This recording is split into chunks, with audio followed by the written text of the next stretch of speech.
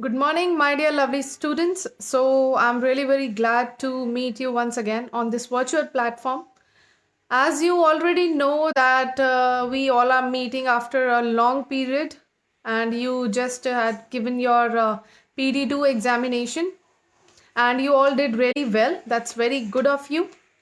So, kids, you know that we were on chapter number 1, Simple Machines, and we have completed the first part of the chapter. That was about simple machines and its types. And also we covered up lever. But today we'll be discussing about all types of simple machines. So very quickly, just like the video, subscribe my channel if you're new, and do not forget to mention your name, class and section in the chat box. Kids, see, this is an inclined plane which is a flat surface that is higher on one end. Okay, it is mainly used to move an object to a lower or higher place. So we would obviously need less energy and force to move objects using an inclined plane. And this makes our work really very easy. For example, a ramp in a hospital and a ramp to move cars inside. Okay, now this particular image is of pulley. So pulley is a system that uses a wheel and a rope to change the direction of force. It also makes our work easier by letting us raise an object by pulling down rather than lifting it up directly. Thus, it makes our work very easier. So, window roller binds and your pulleys in wells and flagpoles are everyday examples of pulley. So, it really makes our work easier. Now, our next image is of wheel and axle. Wheel and axle is also known as simple machine that helps to move objects across distances. Okay. So the axle is a rod that goes through the wheel. So this lets the wheel turn. For example, the wheels of a car or bicycle, the doorknobs. These are some of the very basic examples of wheel and axle. Now this one is your screw. Screw is a simple machine. As you know, this is a familiar object to everyone. So it helps to raise weights or it can press or fasten objects. Okay.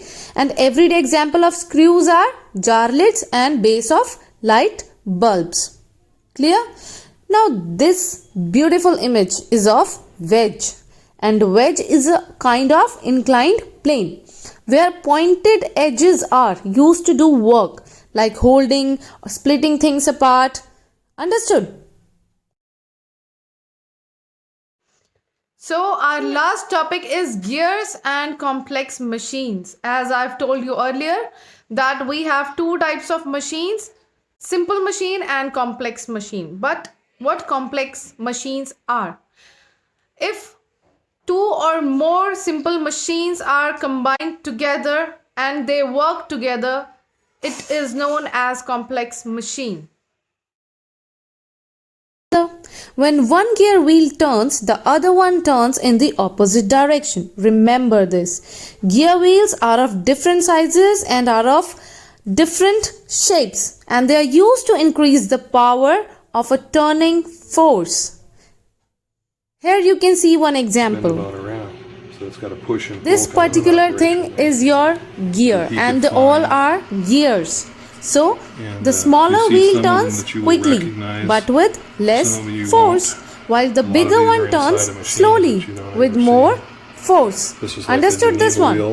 So cars and bicycles use gears to achieve speeds that are otherwise not achievable by our body. So with the help of this video, you'll be able to identify how gears work. One is moving in the other direction and the other one is moving in the opposite direction. Understood?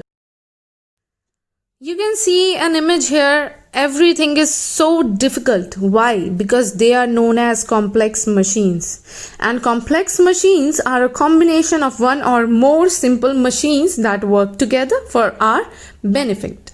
Okay. So a bicycle, for example, combines the use of two wheels and axle, which is also known as complex machine. Here you can see different types of machines. They are very, very, very complex machines. So kids, here I end this chapter, and you all are requested to revise your classwork, revise the chapter, attend your online classes regularly, do the back exercise, complete all the classwork, and till then stay healthy, take care, and do your best. Goodbye.